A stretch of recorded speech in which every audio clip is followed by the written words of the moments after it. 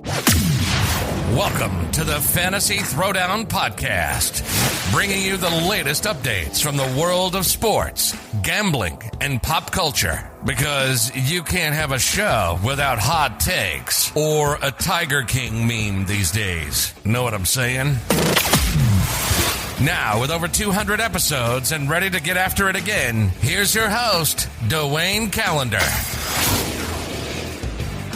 Hello, welcome to the show, everyone. We are going to be going through the brackets by region. This time we are talking the South region, which features a number of really strong contenders for the Final Four in the top four seeds, in my opinion. I think the South has the most potential in terms of the top four to actually get through to the Final Four. I think the South has the best top four, top to bottom, without any holes that could actually make it to the Final Four. So what does that mean? That I would say that between Baylor, Ohio State, Arkansas, and Purdue, those would be the safest top four seeds to actually get through to the Elite Eight. So I would, at least from my opinion, I would feel far more confident in those top four seeds getting into Sweet 16 than basically the other regions. So we'll break it down. But Baylor, in terms of their resume, they started out 18-0. Some people would still say that they're better than Gonzaga. I'm not entirely sure about that, but Baylor, incredibly deep team. Ohio State played in the toughest conference in the NCAA this year in the Big Ten. I don't think there's any doubt that the Big Ten was the toughest conference overall. And then you have Arkansas, who won 12 in a row against in the SEC, which was very strong. The SEC had a really strong year and a bit of a resurgence. Eric Musselman has already completed a turnaround program, similar to what was going on with Nate Oates at Alabama. But those two teams, taking the place of Kentucky, which just completely fell off the face of the earth this year.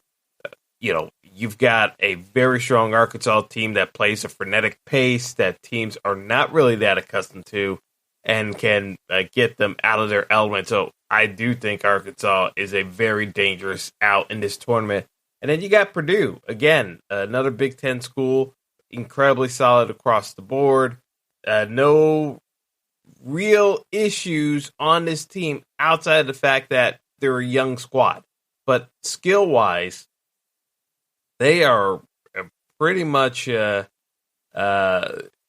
solid across the board. I mean, realistically, the only reason why Purdue didn't get talked about more this year is because of how good the Big Ten was when you've got Ohio State, Michigan, Illinois. It really does get hard to get noticed in that region, but in that conference. But, Purdue has an excellent chance of making a deep run, and they're not going to be focused on that much because of just what they did in the regular season, kind of getting overshadowed by a bunch of teams. So, it's just something to kind of keep your eye out for in general, because we're not going to be we're not going to know exactly how this is going to shape up, but I do strongly believe in the matchups here favoring the top four seeds. But let's go through it by the bracket. Baylor, they've got a 16 seed matchup against Hartford, who won the American East for the first time ever. So this their first NCAA bid. I don't see any potential for 16-1 upset. This year especially, I just don't see any 16-1 upsets. I know how rare it is, and we did have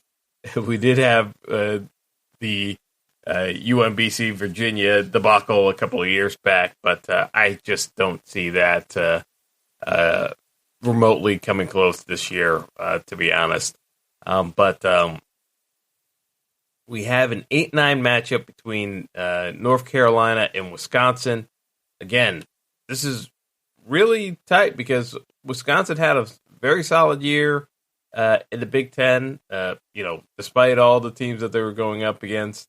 And I didn't even mention Iowa when I was talking through the Big Ten. That's how solid the Big Ten was. They just have so many schools that were in the top 25 for the entirety of the season. UNC, they have talent. There's no doubt about it. UNC can, they're the 8th seed. They can win this game, but I would not necessarily feel that confident in UNC matching up against Wisconsin. I know Wisconsin has been a roller coaster of if they're on it or off, but winner take all. Who's the best team on the court? I think it's Wisconsin, and I just think it's just a matter of if Wisconsin doesn't get in their own way, they're going to win this game. So I got Wisconsin over UNC. Now, in terms of 5-12 matchup, this is the one where everyone's picking an upset between Villanova and Winthrop. Here's the deal. We're not entirely sure what's going on with Villanova because, again, we've got conflicting reports on what is going to happen with Colin Gillespie, if he's actually going to be able to come back for any portion of this tournament.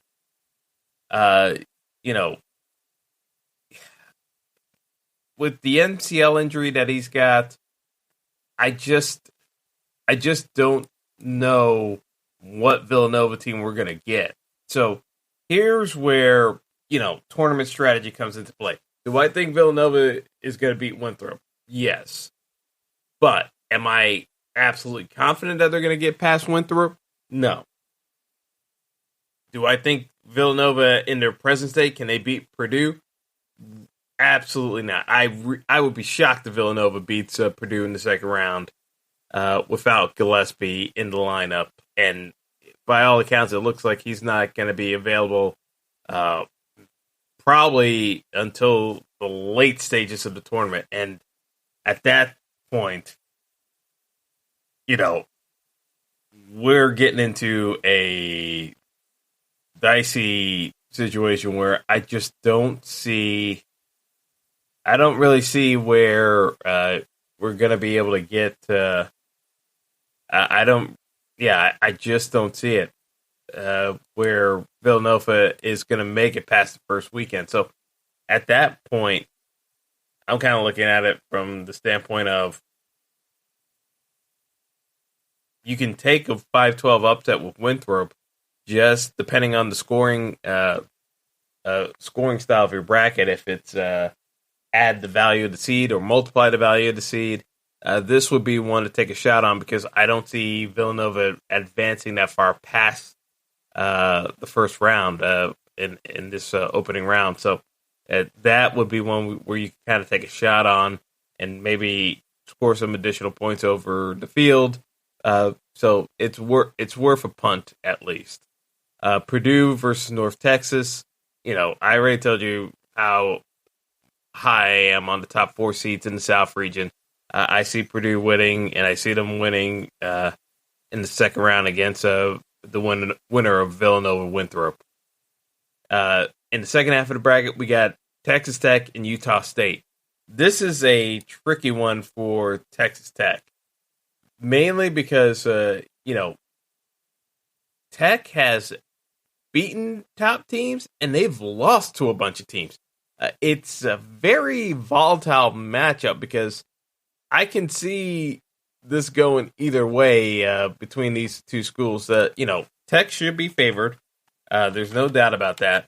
But, it's not entirely certain that Texas Tech is going to be able to manage with the size on the interior Utah State has, because they've got a 7-foot center in, and I'm going to butcher his name, Nimias Queta, who averages 3 blocks a game. He's going to contest shots in the middle. Tech is going to have to be able to hit their perimeter shots. And again, they've been very streaky throughout the year. So I'm leaning towards Tech, but that is another upset that I could see happening, and it would not shock me in the slightest. Number 3, Arkansas versus Colgate from my old conference, the Patriot League. Arkansas, I already talked about how up and down they play an extremely frenetic pace. Colgate also plays a very frenetic pace, and no one has actually seen Colgate really play because the Patriot League had no non-conference games this year. Colgate also played the fewest games out of any tournament team, I believe, in history, because the Patriot League had reduced so many games due to cancellation due to COVID. Colgate only played, I believe it was 15 games total, 14 games maybe, if that. But Colgate plays a very frenetic pace. They shoot deep from 3. They're gonna put up points. I just don't see any way of them slowing down Arkansas at all. And the fact that the opening line for this game was north of 100, I believe it was 155 points when this line originally opened up. The bookmakers already know this is going to be a high-scoring game. I just don't think Colgate is going to be able to keep up in the second half against Arkansas playing that at that level of speed. So I don't see an upset here. I just think we're going to see a lot of points being scored, and we could see Arkansas get close to clipping 90 points in this game, to be honest, just because of the pace at which these two teams play. Florida versus Virginia Tech. This is another coin flip matchup because I think you can make a solid case for either side getting a win here. And Virginia Tech didn't play all that much in the last month and a half of the year because of protocols and canceled games. So Virginia Tech could be very rusty, to be honest, playing so few games in the past month and a half. I don't know how they're going to look. Florida, at best, is a one-win team in this tournament. I don't see either of these teams really giving Ohio State a ton of trouble. If anything, it would be Virginia Tech if they were a bit sharper. But again, we just don't know how Virginia Tech is going to look given the lack of playing time they've had over the last month and a half. So I would lean towards Florida getting the win here by virtue of inactivity with Virginia Tech. But neither of these teams I see doing much against Ohio State. Ohio State versus Oral Roberts. I think Ohio State takes care of business. And then we get into this situation where, in the second round matchups, I just see the top 4 seeds make it straight through. I really don't see these other teams being able to stop the top 4 seeds. So, when you got matchups between Baylor versus Purdue, Arkansas versus Ohio State, I can make cases for any one of these 4 teams getting wins and coming out and winning the region outright. I would lean towards Ohio State number 1 over all these teams, but I would not be shocked to see Arkansas, Baylor, or Purdue in the Final Four. Like I said, this to me, the South region has the strongest top 4 seeds, in my opinion, in terms of capability of going to the Final Four. So I really look at this as a case where, we're going to see a bit of more uniform chalk, to be honest, in this region.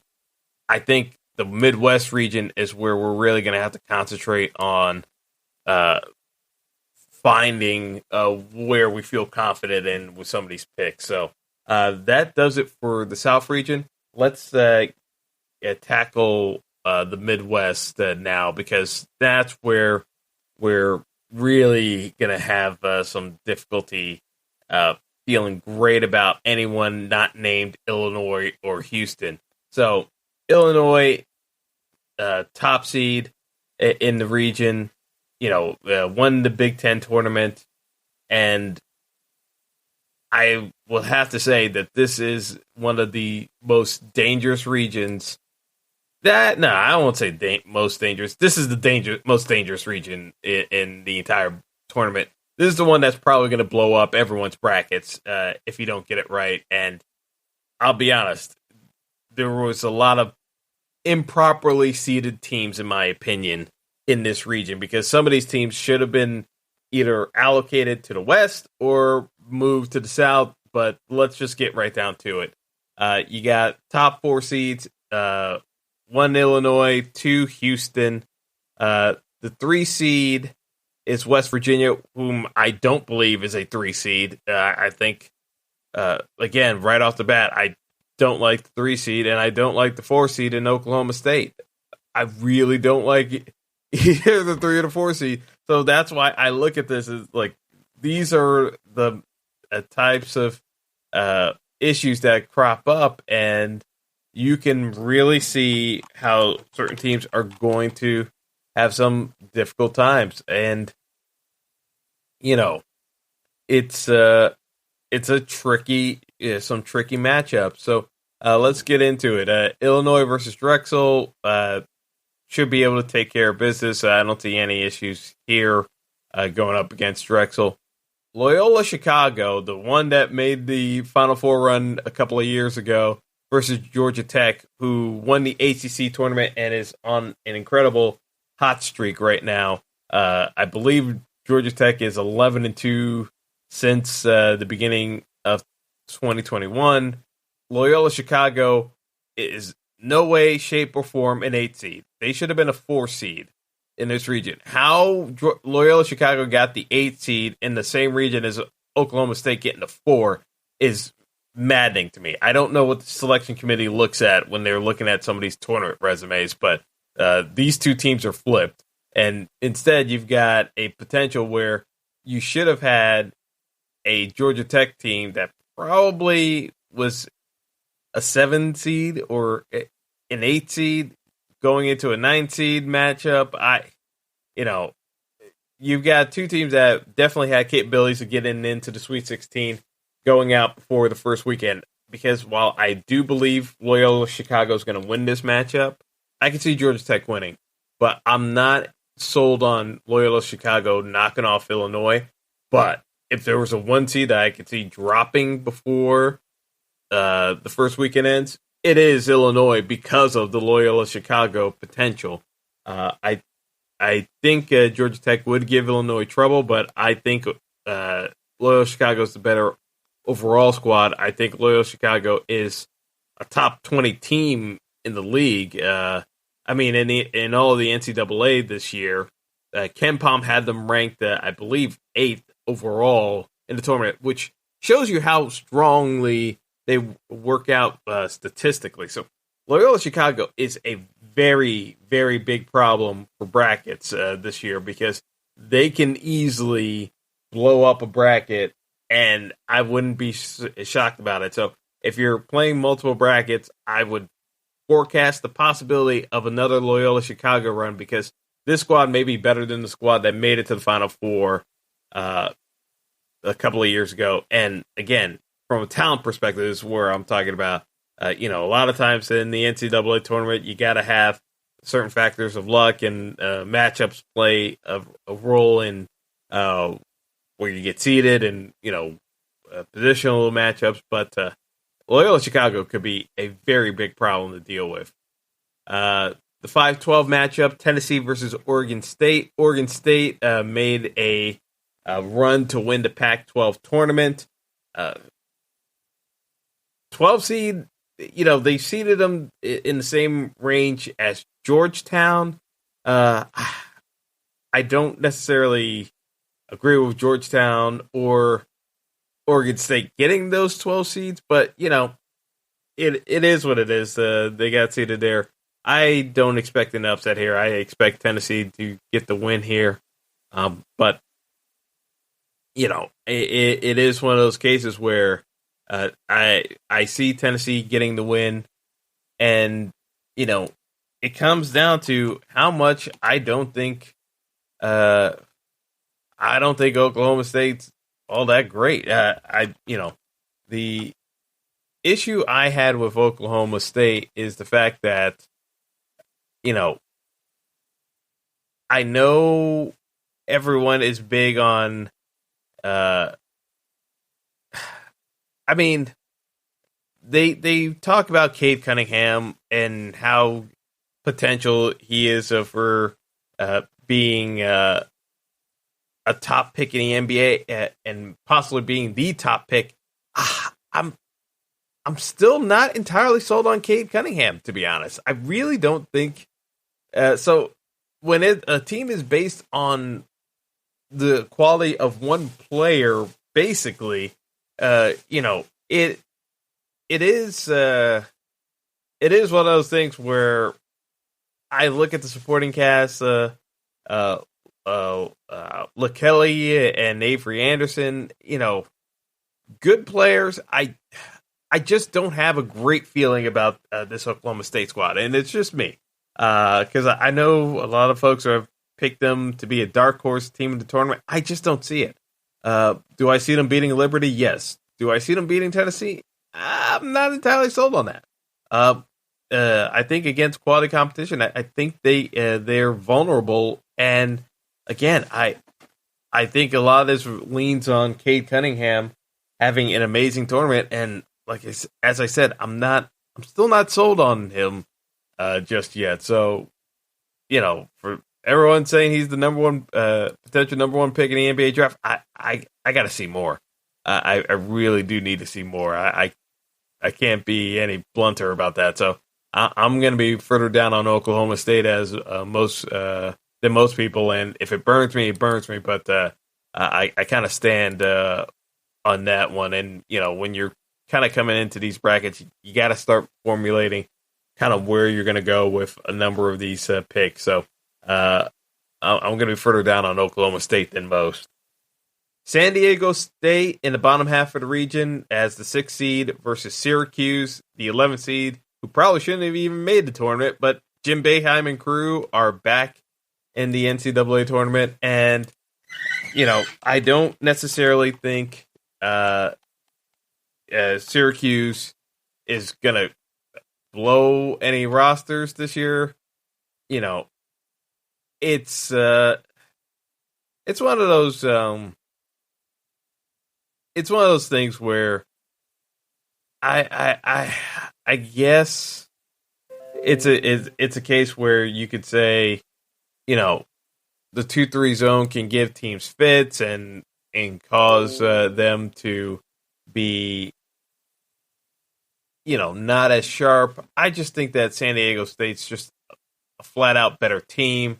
They won the Mountain West regular season and the tournament. Realistically, they probably should have been closer to a 4 seed or a 3 seed. I just think they're underseeded here. So I just don't see them dropping to Syracuse. And I definitely think they're better than West Virginia, who plays Morehead State. West Virginia got the seeding, and, I just think they're overseeded. I don't see West Virginia necessarily being that great. They haven't pulled off 4 straight wins since December. They've been up and down. It's a Bob Huggins team. They can play some defense. They can rebound. They got size. But, when it comes to shooting, they are suspect. And I think against quality matchups, they can get exposed. And if Morehead State, from what I've been rating up on them. If they seem to be a very good perimeter shooting team, I think this could be a case where you could call for an upset because, they've lost one game since late December. They're one of the, from defensive statistics with Ken Pom, they rank amongst the best in the NCAA, especially high amongst the mid-majors. I think West Virginia's vulnerable. I wouldn't necessarily be that aggressive of calling Morehead State upsets in every bracket, but I think having one, if you're playing multiple brackets, having one bracket where Morehead State pulls off the upset isn't the craziest thing in the world. But I definitely think San Diego State's better than West Virginia in a straight-up matchup. So I would be taking San Diego State in most matchups against West Virginia head-to-head, regardless. And then we got a 7-10 matchup between Clemson and Rutgers, where, again, I think both of these teams probably could have been seeded 7-10, but probably put them in a weaker region. Like, the Midwest just has too many killers, to be honest. Rutgers could easily win a game in this tournament, as well as could Clemson, and the fact that they're playing each other is a bit unfortunate, but, this should be one of the more entertaining matchups in the first round, and, I definitely think that, when we're looking at Cinderella teams, both Clemson and Rutgers have a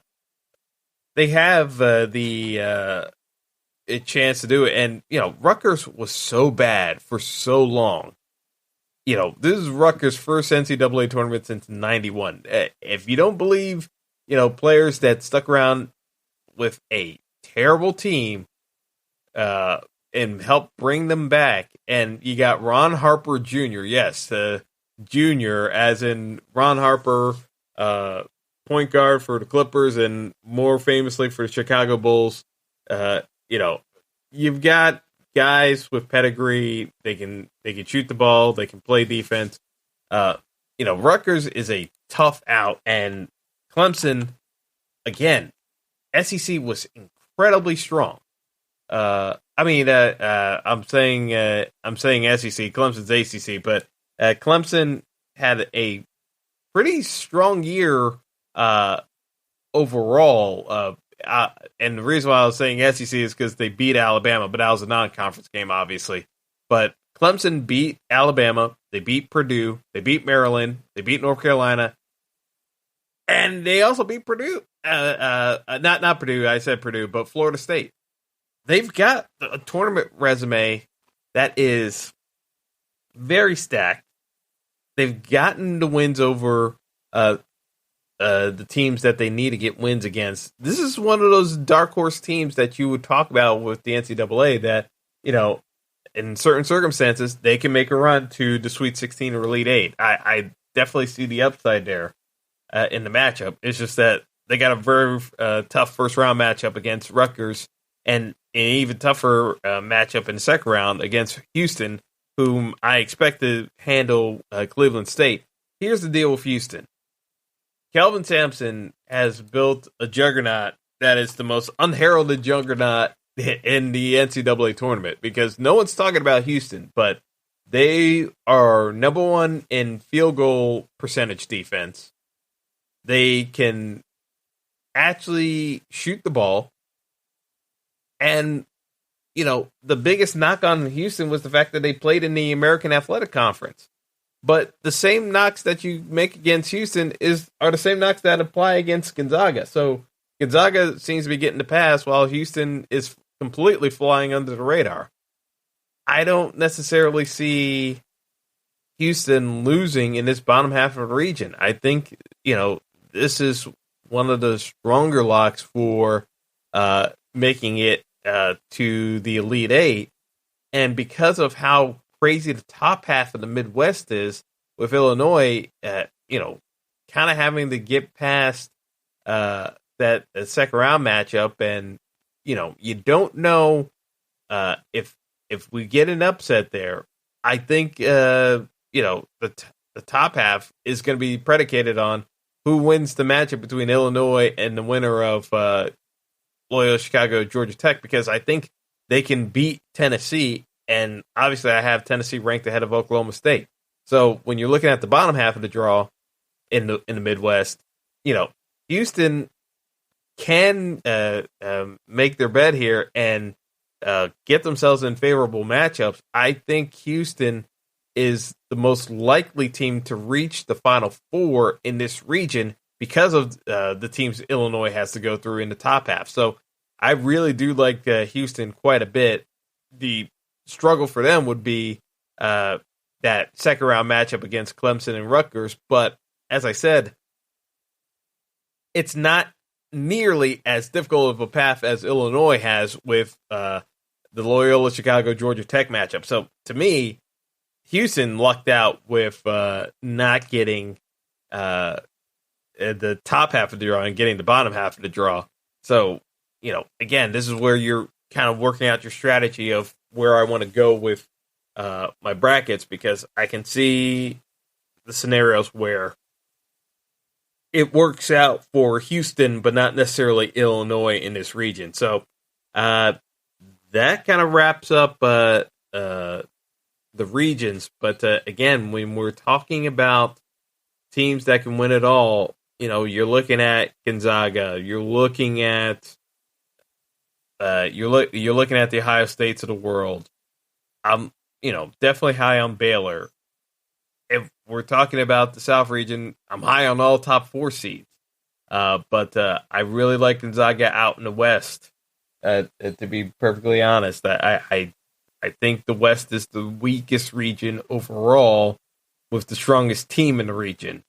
So I have to favor Gonzaga in the West. And in the East, because of Michigan's issues, they are vulnerable in the East. And, a team like Alabama can definitely take advantage of it. Florida State can take advantage of it. Texas is certainly capable of making a run. There are teams in the East that can certainly surge. And, in the South, as I said, wide open in my opinion. And in Midwest, as good as Illinois is, Houston has the better draw to get to the Final Four. So a lot of interesting dynamics that can play out in this tournament, and can't wait to find out how it sorts itself out. But definitely curious to see how this all shapes up, because we have a chance for a very upset-driven tournament based on the lack of crowds. And, it's going to be interesting to see how some of these teams play on a truly neutral court, given the lack of presence with the crowd. So that's going to do it for the show, but hope you guys enjoyed the tournament. We're all hoping for a successful and safe tournament for everyone involved. So until next time, enjoy the games, and we'll definitely catch up as the tournament progresses. But bye for now. Thanks for listening to the Fantasy Throwdown Podcast.